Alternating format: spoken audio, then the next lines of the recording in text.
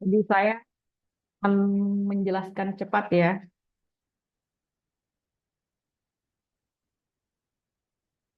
Apa itu aja? Itu aja. Pause recording. Oke.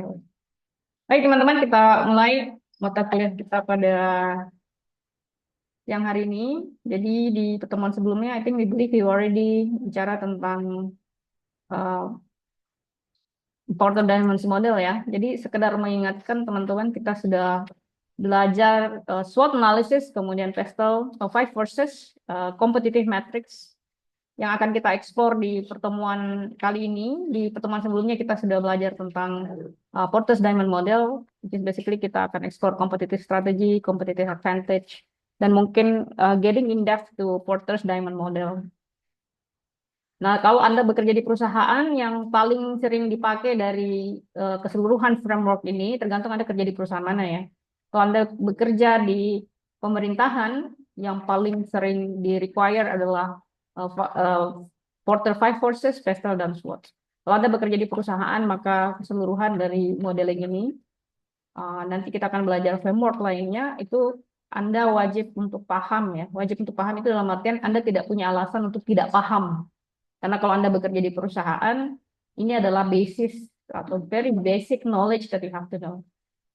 Baik, di pertemuan sebelumnya kita sudah membahas ada beberapa buku yang dipakai oleh Michael Porter. Jadi sebenarnya yang kita belajar dari baik itu beberapa framework sebelumnya itu kebanyakan berasal dari Michael Porter. Jadi Michael Porter ini dianggap sebagai bapaknya bisnis strategi. Kalau Anda baca bukunya ya, jadi kalau Anda mengambil MBA, Master of Business Administration, Anda pasti wajibkan untuk membaca buku ini. Itu sampai sekarang masih dipakai gitu. Itu sama kalau kita belajar GPI, kita masih mengutip Adam Smith, Marcian, dan sebagainya. Jadi ini kayak wajib yang perlu Anda ketahui.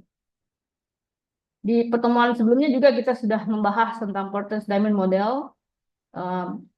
The reasons why disebut sebagai diamond model because bentuknya kayak diamond. If you see this one, this is like a diamond. Ya, this is diamond. It's not perfect, but it's a diamond. Bayangkan, tahu diamond ya? Apa sih bahasa Indonesia diamond? Berlian. Berlian ya, it's like berlian. Nah, eh, pertemuan kemarin kita sudah bahas ini. Sudah ya?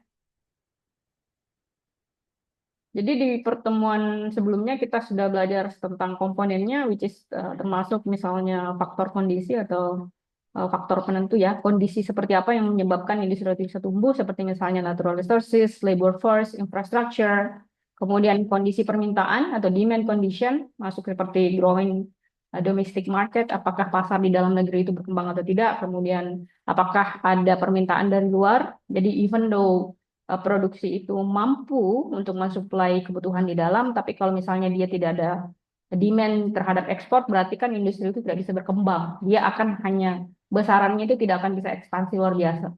Jadi besarannya hanya segitu-segitu aja. Ya, itu yang menyebabkan kalau kita pakai pendekatan, masih ingat teorinya Chang Ha-jung, ingat ya Chang Ha-jung GPE ya. Eh, Dia masuk tokoh institusional. Eh, Nah, beliau itu berpendapat bahwa jika satu negara itu pengen negara itu ingin maju, salah satu adalah memperbaiki kelembagaannya, tapi di satu sisi juga harus berorientasi ekspor. Sama pendapatnya dengan Paul Krugman. Kalau Anda masih ingat Paul Krugman. Jadi Paul Krugman itu dia salah satu trade theoris, international trade theoris yang mengatakan bahwa negara itu kalau dia orientasinya ekspor, pasti dia ekonominya akan berkembang. Nah, kalau kita gabungkan dengan Porter's Diamond Model, jadi dalam demand condition itu, barang itu harus ada permintaan ekspornya. Harus ada demand-nya di luar negeri. Jadi kalau dia hanya center dalam negeri atau domestic demand, dia tidak akan ekspansi luar biasa. Dia tumbuh tapi tidak akan semaksimal itu.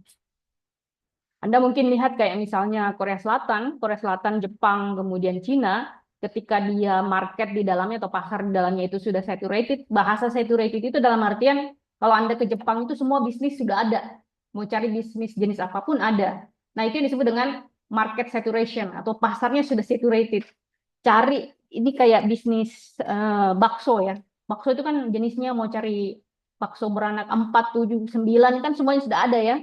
Bakso mercon. Jadi sebenarnya bisnis bakso itu sudah highly saturated.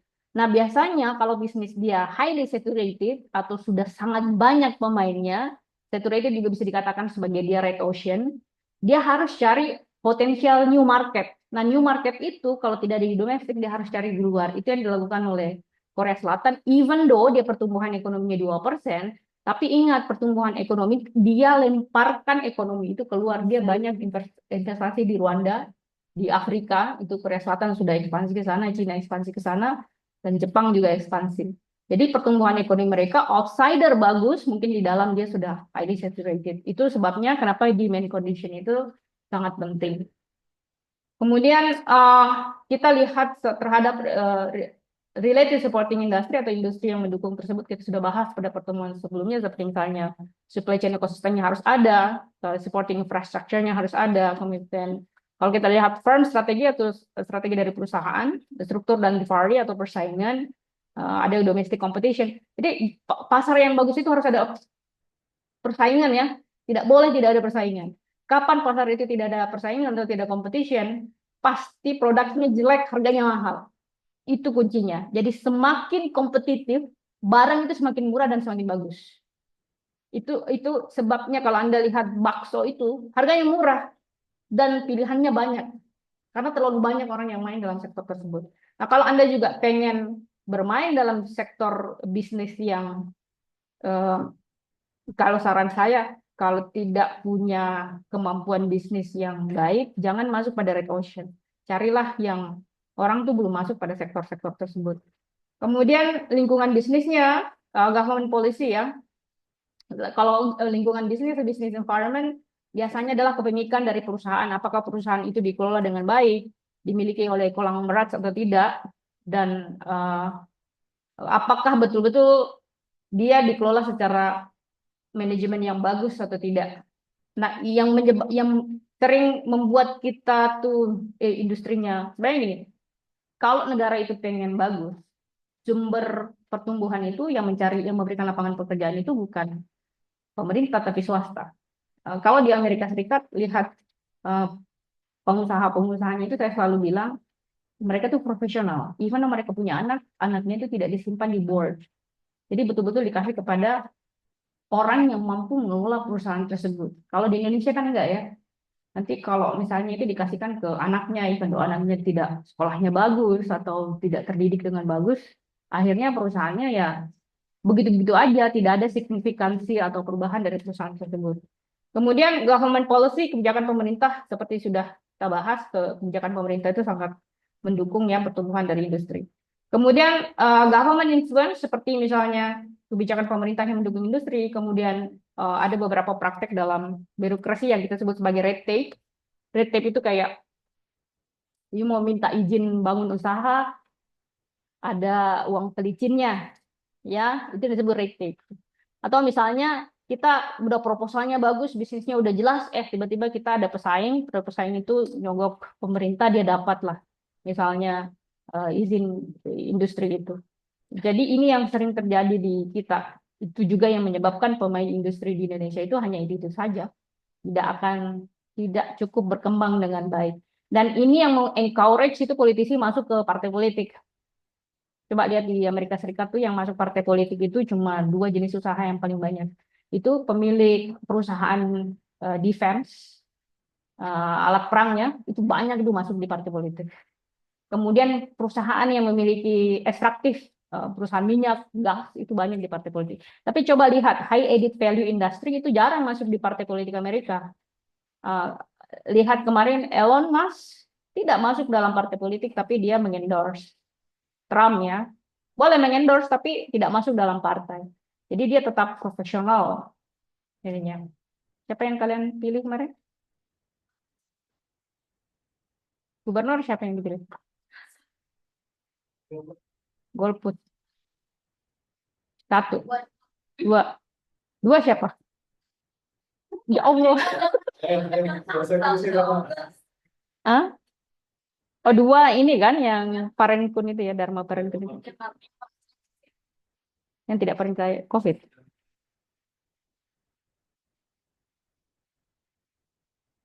Tidak percaya COVID maksudnya nggak ada COVID gitu. Konspirasi tinggal ini. Oh, fair enough. Yang lain? Ada yang milih tiga? Kim pilih siapa? Hanya satu? Enggak, maksudnya hanya satu orang yang pilih dua. Siapa yang milih satu di sini? Cuma satu orang. Yang dua? Maksudnya kan ada tiga kan? 01, 02, 03.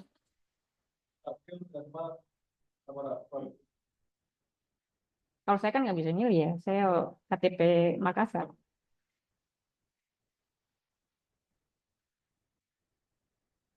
Kalau bisa milih, milih siapa? Hmm, sebenarnya saya nggak terlalu pay attention dengan programnya ya. So I don't know. Definitely mungkin bukan nomor dua kali ya. Mungkin ininya aja apa? Karena saya pernah dengar argumentatifnya. Interesting, but maybe buat saya kurang meyakinkan.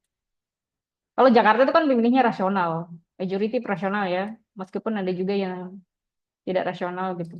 So that is interesting. Kalau kemarin pemilihan presiden Amerika siapa yang dipilih? Donald Trump. Ada yang milih siapa namanya? Kamala? Nggak ada ya? Really? Nobody support Kamala? Yang feminis nggak ada? That's interesting. Why you support Trump?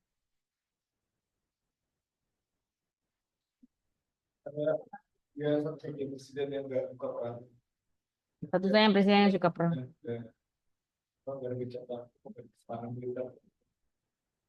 Fair enough.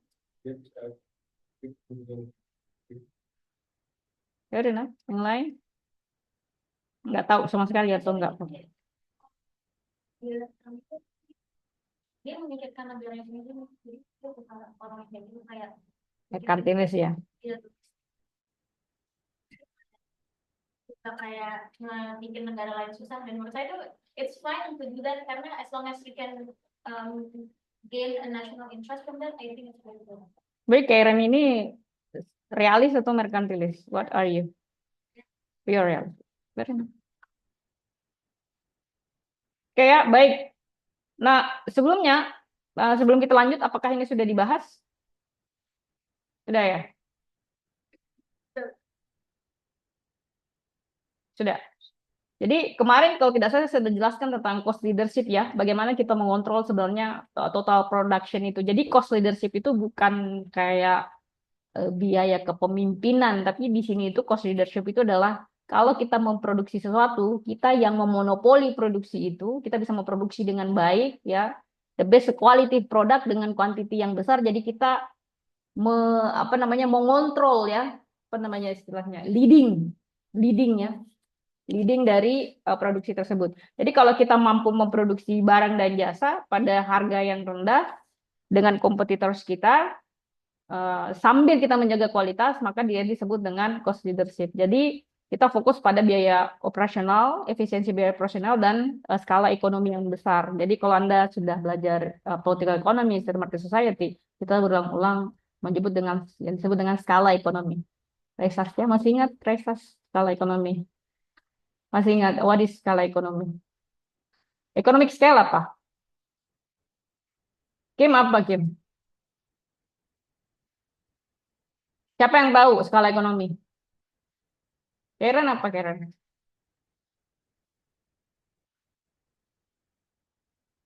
Amil? Amel? Apa, Mel?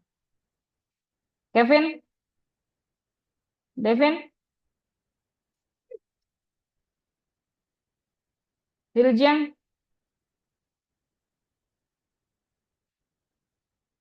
Jadi skala ekonomi itu, masih ingat kalau saya jelaskan kita produksi padi di Bali yang petak-petakannya kecil. Jadi kalau kita memproduksi sesuatu itu dengan skala besar, itu biaya produksinya jauh lebih murah dibandingkan kalau kita produksi skala kecil. Jadi disebut dengan skala ekonomi itu kalau kita bisa memproduksi sesuatu itu dalam skala besar. Jadi kalau misalnya produksi eh, baju, kalau bisa satu kali 1 jam produksi misalnya 20.000 pieces, itu lebih murah dibandingkan kalau produksi satu-satu tuh. Ya, itu yang disebut dengan skala ekonomi. Kemudian diferensiasi. Kan kemarin saya sudah jelaskan, nggak ingat deh. Sudah ya? Kok nggak bisa menjawab? Kemudian diferensiasi ya. Jadi apa yang membedakan produk Anda dengan produk orang lain? Ya, mungkin very easy example kayak misalnya jualan bakso, you have to basically selling. Anda jangan menjual bakso dengan tipe bakso yang sama, karena harus diferensiasi dengan penjual yang lainnya.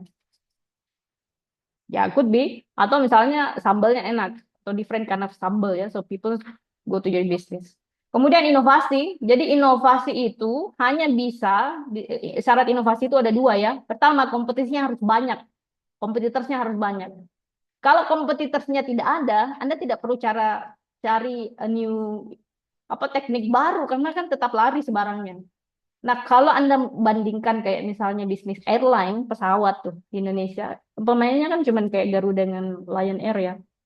Itu yang menyebabkan tuh kualitas penerbangan kita itu buruk. Nggak buruk banget ya, tapi harusnya jauh lebih baik daripada itu. Nah, karena pemainnya sedikit. Jadi inovasi itu hanya bisa dilakukan 2, pemainnya harus banyak, kedua sumber daya manusianya juga harus bagus. Kemudian brand equity. Setiap orang itu punya brand equity. Misalnya kalau saya ingat Kim misalnya, if you remember person and ada muncul satu kata, itulah brand equity. Ya, so brand equity itu merepresentasikan yang disebut dengan brand personality. Jadi semua brand itu punya personality. Kayak misalnya nih Anda ingat Mercedes-Benz ya. If you see Mercedes-Benz, if you heard Mercedes-Benz, yang muncul pertama kali biasanya kayak mahal, luxurious.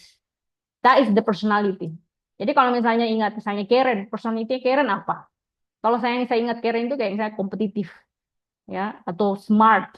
Itu kan brand personality. Nah, kalau itu dijaga, personality itu jaga, dinaikkan kualitasnya, maka dia menjadi brand equity. Ekuitas dari brand. Ya, atau misalnya kayak saya ingat Reisas misalnya, very well spoken, kemudian funny, pintar, itu kan misalnya brand personality ya. Kalau itu dijaga, maka dia menjadi brand equity. Brand equity itulah yang menjadi dasar Anda untuk digaji atau dinilai atau dibayar oleh orang gitu. Atau misalnya Anda mau jadi expertise gitu. Misalnya Reza expertnya misalnya nih ya, expertnya di blue economy for instance gitu.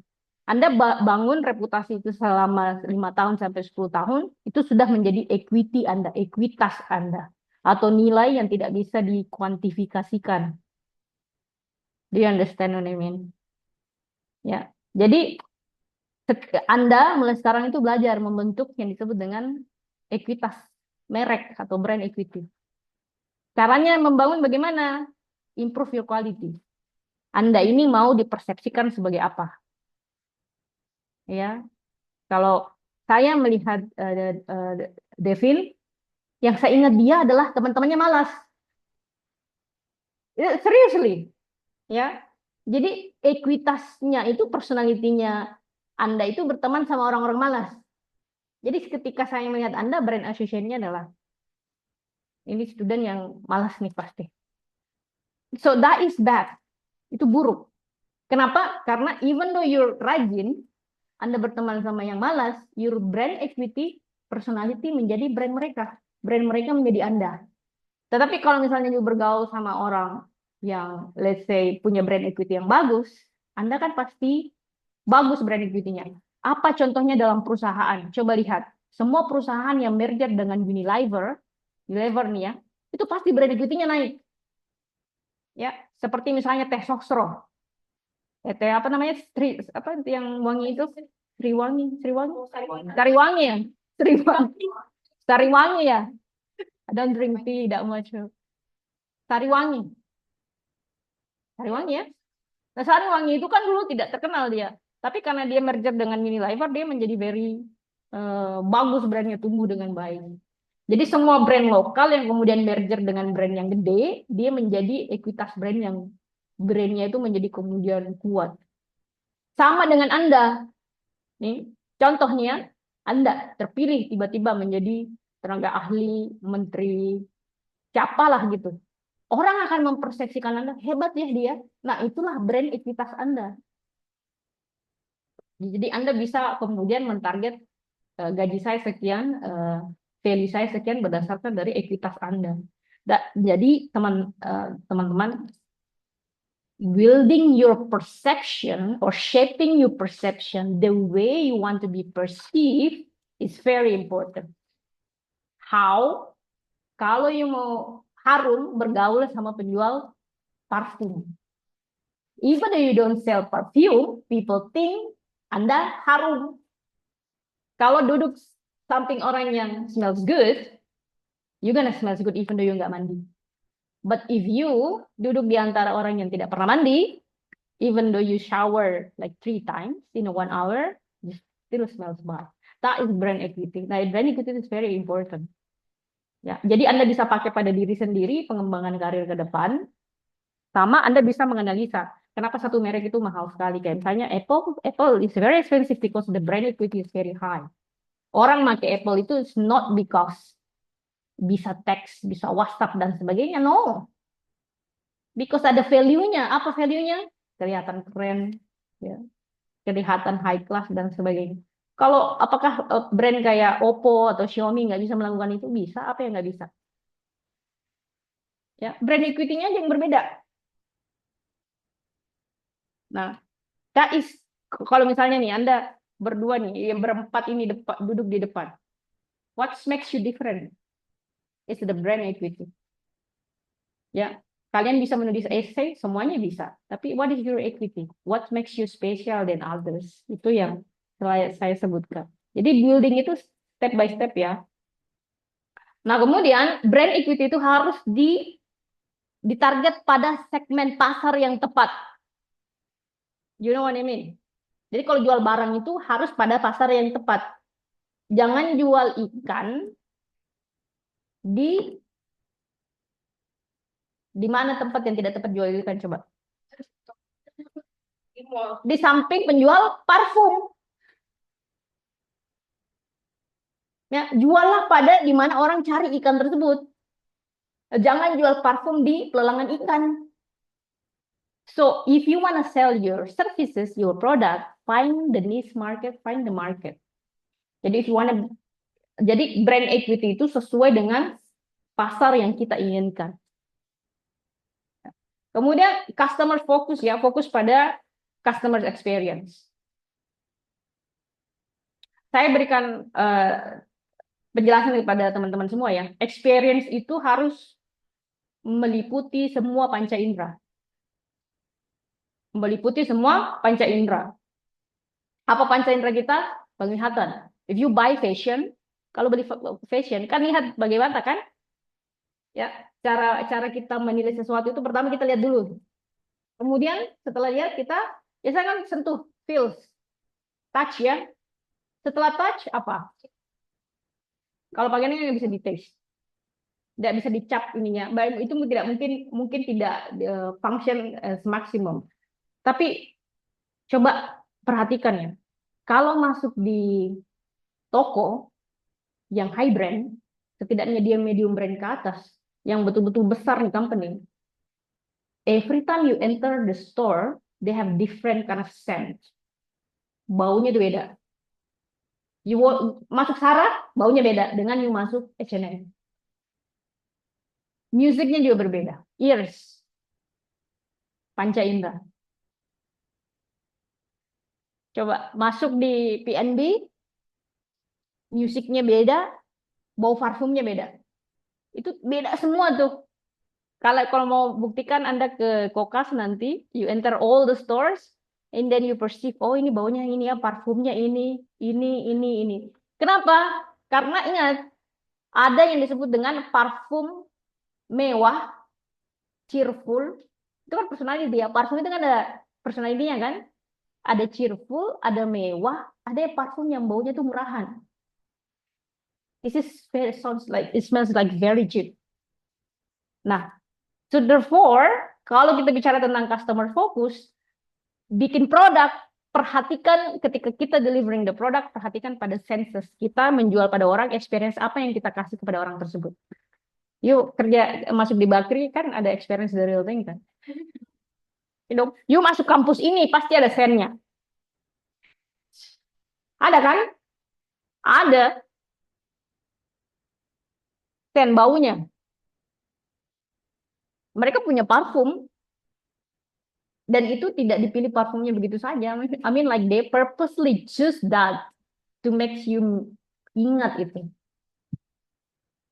Coba lihat, banyak jenis apa namanya itu deterjen ya. You know why Rinso is very popular even until now? Rinso kan?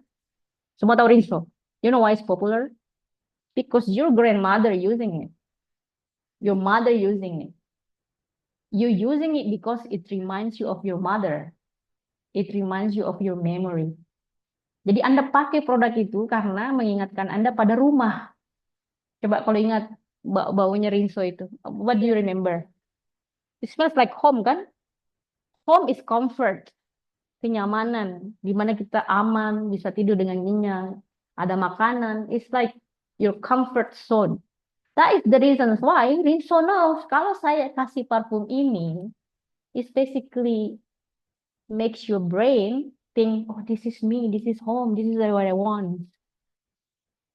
Kalau kita bicara tentang bisnis, everything has a purpose. Harus menjalin seluruh customer focus ini ya. Experience apa yang Anda pengen berikan? Anda misalnya mau bekerja buat orang, atau misalnya Anda punya bisnis, what kind of experience you want to give to people? Anda wawancara pertama misalnya, dengan yang mau wawancarai Anda. Apa yang Anda ingin tampilkan kepada orang yang wawancara Anda tuh? What kind of person you want to give to them? You show to them. Hmm? Approachable for sure. Jadi kuncinya itu kalau mau wawancara pekerjaan yang pertama harus ada di Anda ya, kualitas itu adalah orang yang bisa bekerja sama. So even though you're very smart, you nggak bisa kerja sama orang itu karena bekerja di perusahaan itu pasti bekerja dengan orang lain. Nggak ada orang yang bekerja kecuali Anda punya perusahaan sendiri. Nah itu satu ya. Kedua apa? Confidence. Ketiga apa?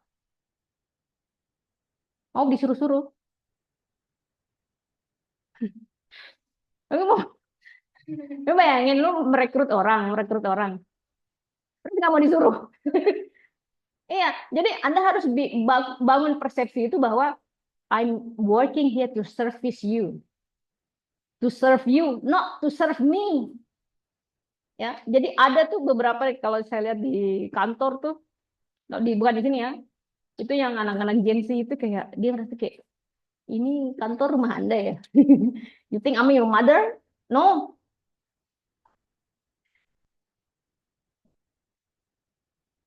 Down to earth and confidence is different. Confidence meaning I have ability, ya, but I know my limits.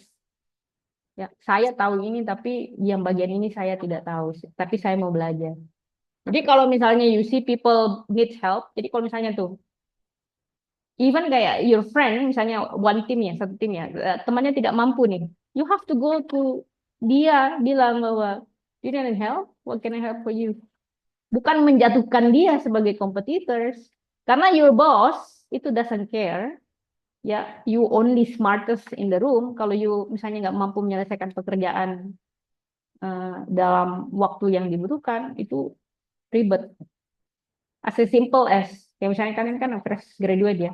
Kalau misalnya kerja di perusahaan itu, kemungkinan besar kan Anda disuruh mengerjakan administratif.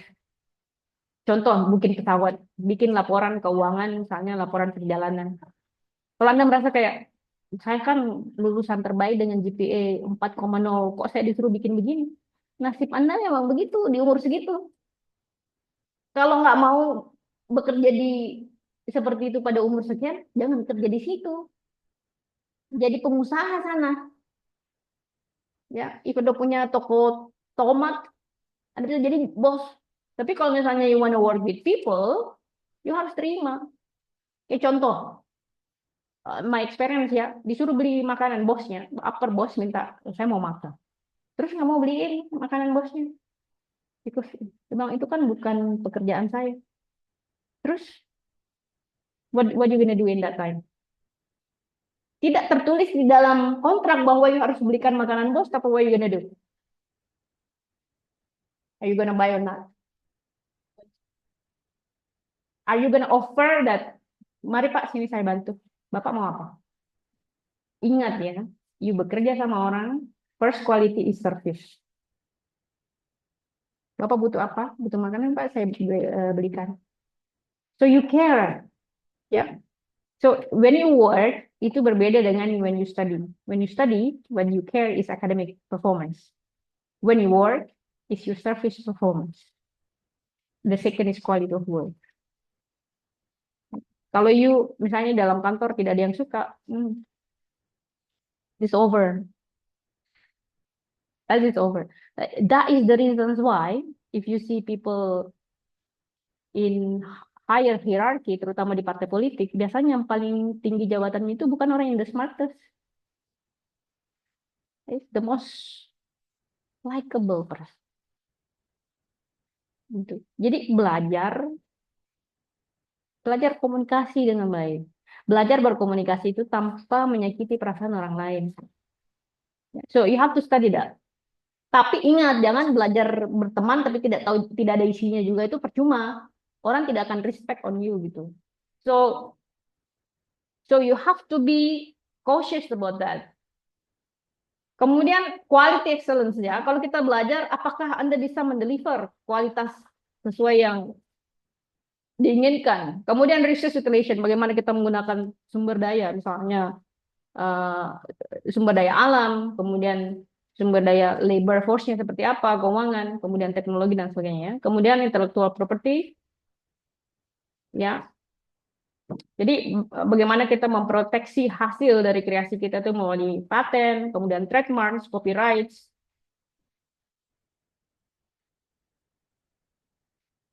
Kemudian trade secret to create barriers to entry for competitors. Jadi resep-resep bisnis itu Anda jaga, Anda proteksi. Ya kayak Coca-Cola itu yang punya resepnya itu ada 2 orang, tidak boleh naik pesawat bersamaan. Ya kalau satu mati kan habis. Kemudian network effects, saya selalu bilang ya, ada yang disebut dengan social capital. Ingat, kalau ada social capital berarti ada yang disebut dengan social cost. You know what I mean? Jadi jangan terlalu pelit sama temannya. Pelit itu tidak mesti harus kayak pelit makanan, uang dan sebagainya ya. Teman kau butuh bantuan, misalnya dia butuh, saya nggak paham nih bagian ini, jelaskan dengan baik. Jangan you keep by yourself. Ingat, your friends is not your competitors. Kalau kuliah itu jangan dianggap kayak what can I help you gitu. Bikin bentuk social capital itu yang gede ketika Anda masih di usia ini. Karena temanku akan ingat, misalnya dia pernah baik sama saya, ini saya dapat informasi akan saya kasih ke dia. So be kind ya.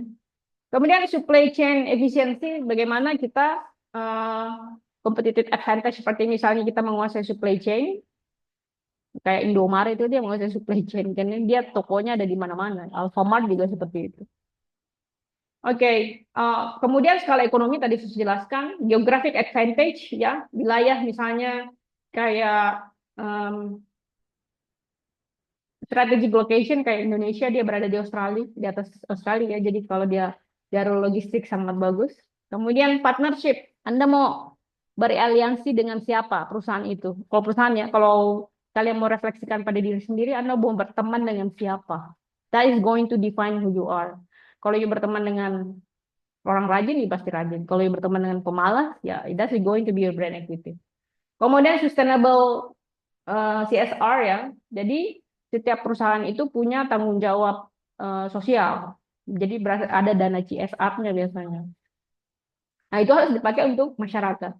Kemudian kelima, agility dan adaptability. Jadi Anda harus bisa merespon pada perubahan pasar. tren apa yang sekarang muncul. Misalnya nih, Anda mau jadi expert analis misalnya, tapi Anda hanya pengen fokus pada sektor yang akan mati. Apa sektor yang akan mati itu? Yang sudah akan diganti nantinya.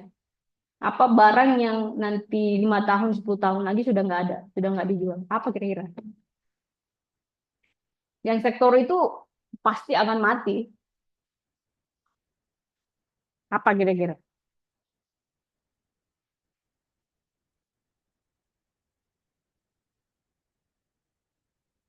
Apa kira-kira sektor yang 10 tahun lagi itu udah nggak ada, barang ini udah nggak dijual.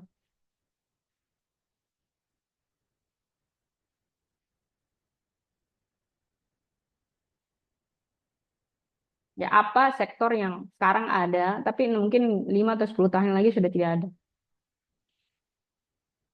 Ini mobil yang pakai posisi. Tapi kalau misalkan, misalkan kalau misalkan emang udah bisa produksi besar atau secara massal mobil apa dengan renewable energy, terus bisa harganya ditekan dan lain-lain, mungkin menurut saya bisa-bisa aja sini mobil fosil itu tergantikan. Kalau rencana pemerintah kan 10 sampai 15 tahun ya. Itu akan diganti dengan EV semua. Jadi motor itu ya motor dulu. Motor dulu. Jadi nanti itu kebijakannya kalau tidak salah ya, itu motor yang pakai bensin sekarang itu mau diganti mesinnya. Mesin bukan mesin kayak mesin depannya tuh, tapi diganti kayak aliran powernya itu harus dikonversi. Karena pemerintah pengen semuanya pakai elektrik nanti. Kenapa nggak emang? Nggak menjual rasa, nggak nyaman, nggak ada rasanya. Really? Ngambang? Kayak ngambang, nggak ada suara. Kalau ngegas tuh kayak nggak nyantai gitu.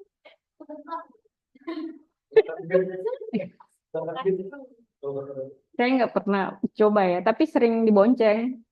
I like it kalau saya diboncengin. Kayak ya, bagus buat di jalan, bisa kedengaran suara ini. Kadang-kadang kalau nyari gitu ya. Ya itu juga sih. Tapi itu lebih baik daripada suara knalpot. Iya.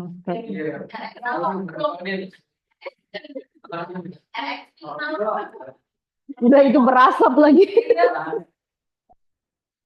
RX King itu motor kalau di Makassar itu disebut motor penjual ikan. Karena semua penjual ikan pakai RX King.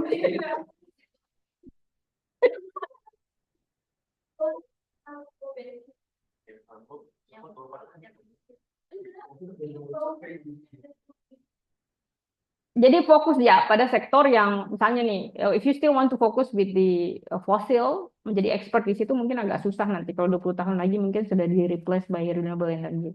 Jadi you have to focus with the sector yang sekarang lagi hype dan kemungkinan besar ke depan akan hype. Kemudian talent and human capital. Jadi dia harus bisa secara competitive advantage ya. Kalau perusahaan, kalau negara dia harus bisa membangun skillnya. Jadi ingat gak keterangan Pramono Anung? Jadi beliau sendiri mengatakan bahwa ya yang menjadi masalah besar Jakarta itu memang skillnya kurang. Ter, Even though ini sudah ibu kota ya, ini ibu kota Jakarta loh, masih banyak orang yang tidak terdidik dengan baik. Terdidik ya, you bisa sekolah tapi tidak terdidik. You bisa lulus dari sini tidak terdidik. Paham nggak maksud saya? Terdidik itu lulus dengan quality. Ya, jadi itu yang harus menjadi fokus. Kenapa harus terdidik? Karena dia berkaitan dengan produktivitas.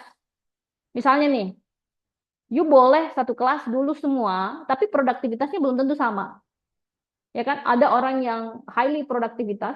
Contoh misalnya kalian menulis esai ini ya, 7.000 misalnya. So some people do it, maybe 1,000 per day, ya, maybe like 100 per day. Ada yang kemudian sama sekali tidak melakukan. So you maybe in the same class, productivity bisa berbeda. Nah, itu pentingnya ya.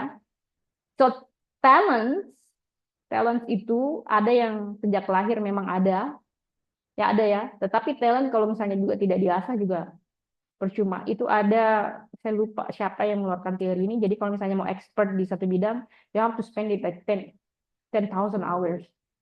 Ya. So 10,000 hours, if you working like 8 hours per day, it takes you 4 to 5 years. 8 jam per hari untuk belajar, untuk mempelajari subjek itu, baru kemudian 4 sampai 5 tahun Anda baru dikatakan expert di bidang itu. Itu 8 jam ya, satu subjek. Misalnya Anda mau belajar tentang geofisika. If you spend like, remember Einstein? Einstein needs 40 years. 40 tahun. Tapi tidak ada yang bisa mengalahkan dia sampai sekarang. So, can you imagine how many working hours? Like for 40 years, it's like 40,000 working hours. The lowest base. 40.000 jam untuk belajar itu. So, kalau mau jadi expert belajar, pilih satu subjek and you very good at it. Itu kayak mastering the skill of a Japanese worker. Orang Jepang itu kalau dia pilih satu subjek yang dia suka, dan dia benar-benar expert, tapi benar-benar bagus. Expertnya kayak apa? Mengasah pedang. Tapi dia melakukan itu tiap hari. Sushi master, potong ikan yang dengan precision gitu. Dia lakukan itu. So what are you? Ya, kalau misalnya you sudah belajar berbagai jenis mata kuliah kan, just pick one that you are very good at, or you want to be good at. Kayak misalnya you want to be good on security study, you udah fokus dalam security study, tapi very good, sangat skillful di bidang itu. So that will be your core advantage. Jadi semua orang itu butuh expertise, bukan common expertise. Tetapi you need to have common knowledge. Ya, common expertise dengan common knowledge itu berbeda. Common knowledge like what you talking about, what I'm talking about, I know. I'm very aware of this subject. But you have one focus yang skillnya itu very high, extremely high. Jadi kalau orang tanya deep focus misalnya, you expertnya kayak teman saya itu dia expert di arsitektur pelabuhan. Jadi dia bisa mengukur kayak pelabuhan yang bagus itu skala segini, segini, segini, tahannya sekian tahun begini, kalau lebar tiangnya segini, harus pakai produk ini, bla bla bla. He's very expert. Tetapi kalau you ajak dia cerita tentang film, movie, tahu politik terjadi apa, dia bisa catch up. Karena itu kan you need to make a good conversation dengan orang. Ya. So, think about it, and sekarang harus sudah ya memilih ya. Nggak bisa lagi tuh kayak menunda-nunda. I don't know, saya nggak tahu mau jadi expert apa, mau bidang apa yang saya suka. You have to know it now, otherwise you wasting so much time. Kemudian market leadership, jadi achieving dominance, bagaimana kita mendominasi. Sama dengan company, dia harus menjadi pemain terbaik. Kayak misalnya Apple is the biggest, is the best player smartphone. Jadi 50% pendapatan Apple itu diambil dari iPhone sector. Jadi yang lainnya itu hanya kayak additional, bukan core bisnisnya. Nah, sama dengan Anda. Kalau Anda mau sukses, you have to be a dominant player in the market. Dalam artian, kalau cari yang who is the highest paying job, like siapa nih yang di sini nih yang paling tinggi bayarannya, and then you targeted that saya mau di bidang itu atau di sektor tersebut, di segmentasi ini. Kayak misalnya Anda mau jadi engineer EV gitu ya, yang bisa menghitung berapa perpindahan kalori per detik itu misalnya, and nobody can offer that kind of skill, then you be very skillful, high paying job. Ya, jadi bagaimana Anda mendominasi pasar dan pasar tertentu ya, not all market, tidak semua market. So market has to be segmented. Segmented. Mau contoh nih, bisnis itu kalau dia jual pakaian, jangan jual semua jenis pakaian. Coba lihat Zara. Dia kan tidak menjual semua jenis pakaian.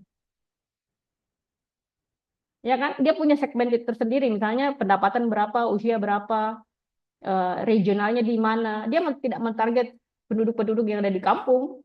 Dia targetnya memang kaum pekerja, urban. Ya. Jadi kalau Anda bikin bisnis, jangan semuanya Anda mau targetkan mulai dari bayi sampai kemudian lansia. Nah, contoh misalnya nih ya, yang bagus nih, diapers buat lansia. So you basically make a diapers for old people. Ada nggak pasarnya? Banyak, semua orang menua kan. Kalau kalau prinsip di apa bisnis Cina itu ya ada tiga bisnis yang paling bagus tuh. Bisnis kelahiran karena semua orang akan lahir, bisnis penyakit, semua orang sakit. Kemudian bisnis kematian, semua orang mati. Hah? Makan kan saturated ya. Semua orang butuh makan pasti. Jadi kalau bisnis rumah sakit itu pasti bagus. Ya, bisnis jual produk-produk bayi itu bagus. Sama bisnis jual kafan. Bisnis batu nisan kan?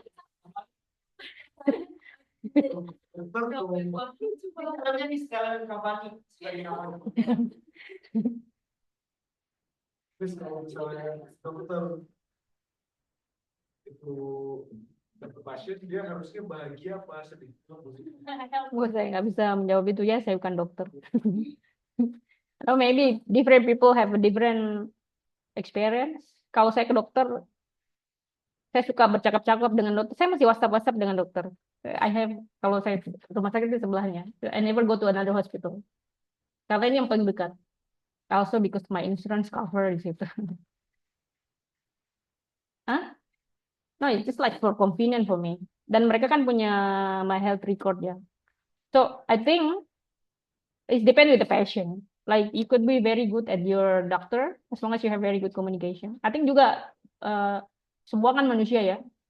You have very good connection, you're gonna enjoy it anyway. Kalau enggak ya, ada juga kan dokter yang ditanya, ini kenapa saya dok? Dia nggak mau jawab kan. So that is like the different kind of like the experience to be very very. Kemudian technological leadership ya. Jadi Anda jangan kalau technological leadership dalam competitive advantage itu, Anda jangan jadi pemakai teknologi. Contoh misalnya nih, 5G. Yang punya teknologi 5G itu Korea, hanya dua negara, Korea Selatan sama Cina yang punya patennya. Jadi even Inggris itu pakai teknologi 5G-nya itu dari Cina. Nah, kalau 5G itu kan dia sinyal. So they basically control what kind of information yang lewat dari network jaringan tersebut. So kalau kita tidak punya technological leadership, kalau negara yang sekarang dengan dominasi teknologi yang luar biasa itu kan Amerika dengan Cina ya. Ya terus akan susah, kita nggak punya competitive advantage. Kemudian barriers to entry ya. Jadi semakin bisnis itu semakin tinggi barriers to entry-nya, barriers to entry itu masuk di bisnis itu susah banget gitu, nggak mudah. Kayak bisnis pesawat terbang, bisnis pertambangan, bisnis yang modalnya itu gede, itu kompetitornya sedikit, ancaman pendatang barunya rendah, ya. Untuk keluar dari bisnis itu juga nggak gampang, karena misalnya Anda bangkrut, Anda harus misalnya memecat 5.000 karyawan, it's not easy because you have to pay them all. So semakin tinggi barrier to entry-nya, itu sebenarnya potensi untuk profitnya semakin tinggi.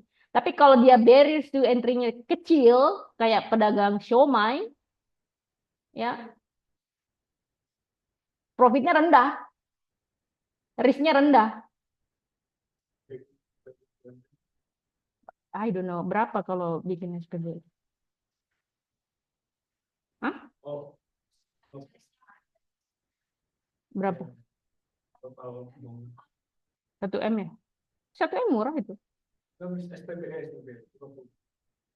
yang pengisian gas. Oh, pengisian LPG. LPG itu 50 M. That's not bad. That's not bad for me. 50 itu untuk skala itu memang segitu. I mean, the price is not bad. Orang sekelas pengusaha sawit kecil-kecilan aja pendapatannya bisa 300 M. Kita aja nih yang punya mindset pekerja gajinya segitu-gitu aja. That's not for me like even like saya lihat keluarga saya ya yang pengusaha itu. Usahanya cuma jual baju bisa per day 400 juta like. Business is different. Kalau punya, kalau mau kaya jangan jadi pekerja kantor, apalagi jadi jangan jadi dosen, jadi pengusaha. Kalau suka uang ya, kan setiap orang kan prioritinya beda. Ada yang pengen kayak Adam Smith dia pengen dikenang sampai beratus-ratus tahun. So dia punya knowledge legacy. Ada yang suka uang, suka harta, ya boleh. Ada yang suka kekuasaan, pengen menjabat, nggak butuh kekayaan juga, fair-fair aja. Kan tergantung dari whatever you like. Itu maksudnya mana? I don't know. Punya bisnis itu. It could be dia punya bisnis legacy. Karena dia kan tidak pernah memamerkan kekayaannya ya. So maybe like legasinya itu kayak artworknya, hasil pekerjaan yang dikenang gitu, diapresiasi secara global. It could be like that. So what are you? Mau dikenang apa? Siapa lagi namanya? Lingga mau dikenang seperti apa? Oh, this also good. Apa yang saya di daerah saya bangun terus di daerah tersebut kan ada makam keluarga. Jadi nanti saya di pulang ke makam itu dikenal dengan baik lah keluarga saya. Oh, memang kampungnya di mana? Kampungnya di mana? Saya ada makam keluarga di Subang. Subang. Ah, daerah ini tekstil ya, banyak di situ ya. Oh, saya pernah ke sana, Subang. Di situ ada Kuangling. Pas keluar tol tuh sebelah sini ada Kuangling. The reason why I know karena dulu waktu saya kan sering perjalanan dinas ya. Setiap minggu tuh keluar kota. Sekarang kalau saya disuruh keluar kota saya nggak sanggup. Di Jakarta. So I know saya apa bisa jalan-jalan tuh. Kalau di Indonesia tuh wilayah yang belum pernah saya kunjungi itu tinggal Aceh. Ya, saya pernah. Semua udah pernah kecuali Aceh. Dulu waktu pergi itu saya nggak ada kunjungan ke sana. Terus beberapa kali setiap pergi ke sana tuh nggak jadi gitu. Kamu inisiatif gitu. Enggak, saya suka perjalanan tapi bukan pakai uang saya.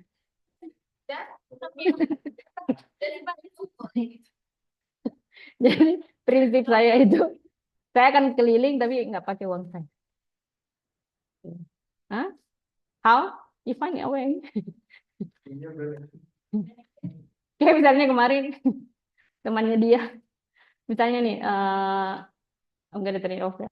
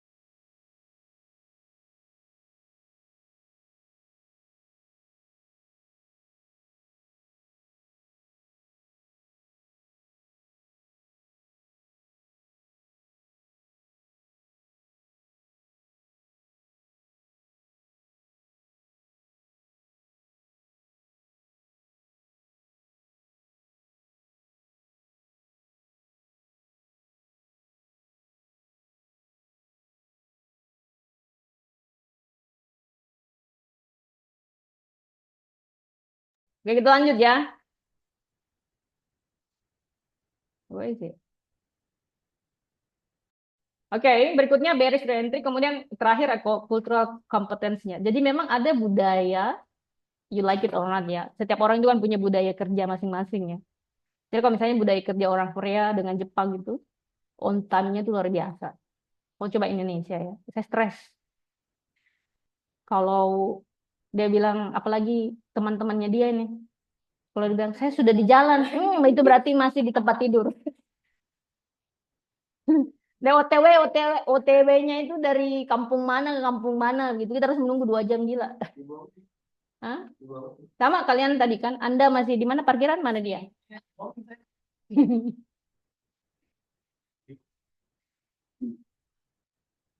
Nah, itu ya pentingnya. Jadi perlu adaptasi terhadap budaya lokal dan international culture. Sama dengan saya pertama kembali ke sini itu. Because I was really, saya lama di luar. 12 years, 11 tahun lebih. Mau tidak mau kan kayak setengah, seper, sepertiga lebih hidup saya kan di luar. So, ketika kembali ke Indonesia itu saya culture shock. Kayak orang tuh, saya antri beli di KFC aja. Bisa robot-robot gitu. As simple as that. Hmm? Di mana? 2011 akhir. Jadi saya di sini 2011 akhir, ke Inggris saya 2014. So I was in the UK 2000. I don't remember, is it 2007? Lama, long time ago.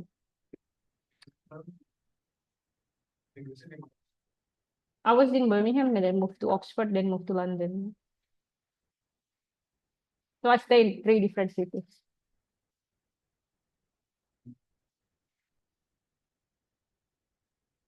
Terus beda hawa juga ya. Like people in Jakarta is different when people stay in Bandung, itu different.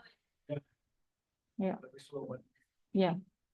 Kalau di sini kan orang lebih cepat ya. Bandung kalau apa ke Bandung jam 8 aja banyak yang belum pulang. Ya, nggak apa-apa ya, slow living, they enjoy their life ya.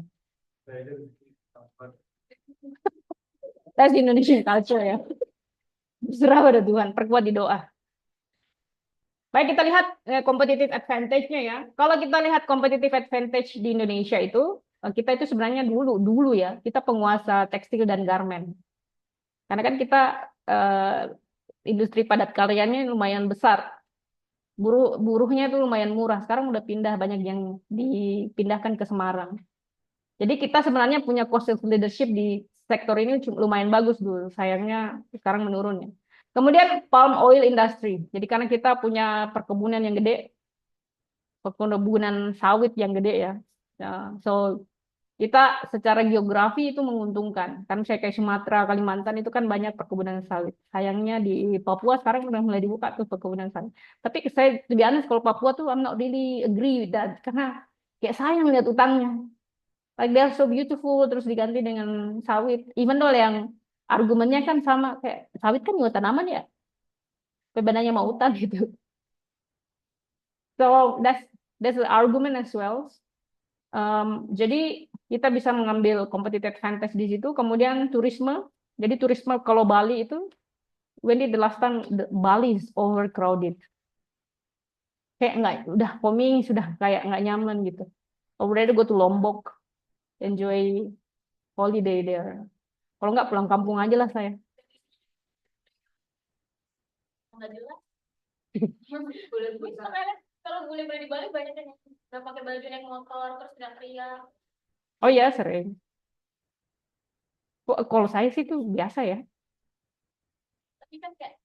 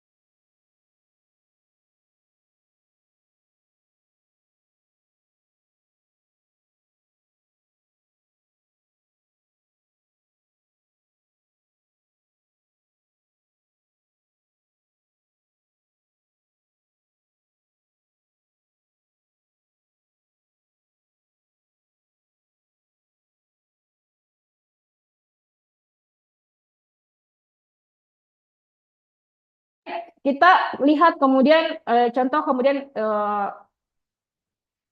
komersial ya kayak Tokopedia, kita punya digital innovation, even though masih kalah dengan Shopee. Kemudian ada Gojek, kita juga ekspor kopi ya. Jadi kita fokus pada niche market. Jadi kopi kita itu lumayan mendominasi Eropa. Kopi Indonesia itu terkenal kayak particularly Sumatra Coffee. Itu very terkenal dengan luar biasa. Kalau di Jepang itu yang terkenal tuh kopi Toraja. Itu terkenal. Kopi Wamena juga bagus. Kemudian nickel mining, kemudian maritime logistik ya. Kalau nikel kan sudah tahu ya. Kalau maritime logistik kita punya lokasi yang strategis. Kemudian fishery agriculture kita punya perairan yang luas. So this is all our competitive advantage. Kita juga punya renewable energy. Kita sudah bahas banyak ya di pertemuan sebelumnya. So that is all Indonesia competitive advantage. Nah, ada aspek dalam competitive advantage itu yang harus kita pahami bersama. Pertama adalah kalau kita bicara tentang comparative advantage, aspeknya itu pertama adalah sumber daya alam. Punya nggak kita sumber daya alam? Kemudian cost leadership-nya, mampu nggak kita mendominasi? Geografinya, apakah lokasi kita bagus? Tenaga kerjanya, apakah kita bisa menyediakan tenaga kerja yang besar terus murah? Resource utilization. Jadi apakah kita bisa menggunakan sumber daya itu secara efisien untuk maksimum production. Kemudian skala ekonomi ya, seperti tadi. Kemudian skill, specialized skill. Kita misalnya Indonesia, kita skill yang paling bagus apa? Specialist skillnya apa? Kayak misalnya Cina itu the best in manufacturing. Sektor manufakturnya yang bagus. Kalau misalnya di Filipina, sektor jasanya yang paling bagus. Jasa apa? Kayak misalnya nurse-nya yang paling terkenal di dunia. Kita apa misalnya? Jangan kita mengekspor pembantu ya. Itu has to be like setidaknya bagus loh. Kemudian kompetitif strateginya. Jadi kalau tadi kita bicara comparative advantage, apa yang membedakan kita dengan negara lain. Kemudian kompetitifnya, cara kita berkompetisi gimana? Misalnya pertama, diferensiasi. Apa yang membedakan produk kita dengan orang lain itu namanya diferensiasi ya. Kemudian fokus pada niche market. Niche itu kayak tidak semua market, tapi ada segmen tertentu yang Anda target. Kayak misalnya game, itu kan niche market ya, segmen market. Kemudian value proposition. Anda kalau mau jual, keunikan dari perusahaan Anda apa? Apa yang membedakan misalnya Apple product is unique compared to others? Itu kan selalu saya tanya kepada kalian, what you have, others doesn't have. So what makes you unique? Itu yang penting. Unik itu harus punya value ya. Jadi unik kalau nggak ada value juga percuma. Kemudian market segmentation, segmentasi pasarnya. Apakah Anda mau segmentasi pasar yang kecil tapi punya uang yang banyak, atau segmentasi besar tapi yang belanja harganya rendah, kecil gitu, murah. Kemudian strategi inovasi, bagaimana Anda bisa menguasai pasar ya dengan tentu inovasi Anda. Nah, kemudian berikutnya cara berkompetisi adalah lihat strategi global dengan strategi lokal ya. Apakah masuk pasar global itu berbeda kondisi pasar global itu dengan pasar domestik. Ya, kalau misalnya dua-duanya bisa, of course that's going to be different. That's going to be very good. Contoh perusahaan yang mampu melakukan global and lokal strategi itu kayak Unilever Indonesia, itu dia bisa tailoring their produk sesuai dengan preferensi pasar Indonesia. Kayak coba Dove, tahu Dove ya? Sabun Dove tahu. Jadi Dove yang jenis-jenis parfum di Indonesia itu, type Dove yang di Indonesia itu dengan di Inggris itu berbeda. Ada yang ada di sini kayak cucumber, dulu nggak ada di Inggris. Mungkin orang Indonesia suka bau-bau cucumber kali ya. Atau mungkin karena panas, jadi butuh sen-sen yang fresh. Telur kangkung. Terus ada loh, apa namanya itu yang L'Occitane, tahu ya produk L'Occitane? Pernah coba parfumnya? Parfum bau sereh. Iya, saya pernah masuk di Manchester tuh, saya semprot kan, terus saya keluar dari, pas saya kayak bau sereh ya, kayak bau sup. Mungkin orang luar suka, dia pikir mungkin bau serai itu unik kali ya. Kalau kita kan ingatnya makanan. That's interesting. Serai wangi. Tapi kan asosiasinya bukan kayak Harum. harum harum makanan, bukan harum badan. Coba yuk cium badan orang bau serai atau bau daun sup. Kan kemudian sustainability strategi ya, kayak bagaimana kita punya strategi supaya barang yang kita punya itu bisa apa namanya? Sustainable, bisa terus-menerus ada. Kemudian dynamic capabilities. Jadi bagaimana Anda bisa beradaptasi dengan perubahan pasar dan emerging trends. Kayak misalnya Gojek itu dulu dia expanded digital payment ya. Kalau misalnya dia nggak bisa digital payments dan tidak ada QR-nya, itu pasti akan very complicated karena this is what I see on Shopee. Karena Shopee kan dia masih kayak transfer, ada transfer money, dia kan list pembayarannya ya. Coba kalau misalnya mereka bisa kasih kayak QRIS, etc., mungkin like more easier atau one tap payment gitu. Kok kayak di Apple Store, tapi sering paling Apple Apps itu tinggal satu kali pencet udah beli kan. Kalau Shopee kan ribet banget ya, harus transfer lagi. Mungkin that's my saran to Shopee, mungkin diperbaiki itu. Nah, kalau supply chain, teman-teman, tahu supply chain?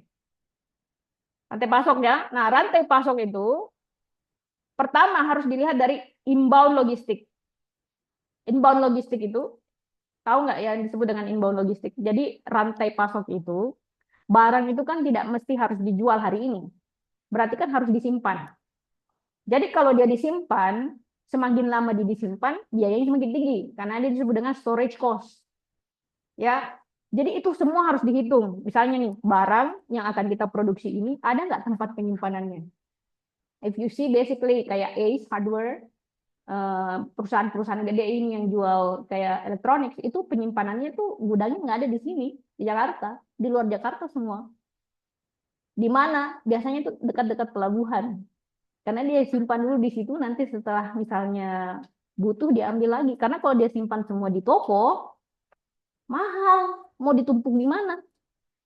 Nah, itu yang harus Anda lihat ya. Misalnya inbound logistiknya, apakah storage-nya cukup, kemudian dari setiap pos-pos supply itu apakah sudah cukup misalnya tempat rantai pasok penyimpanannya.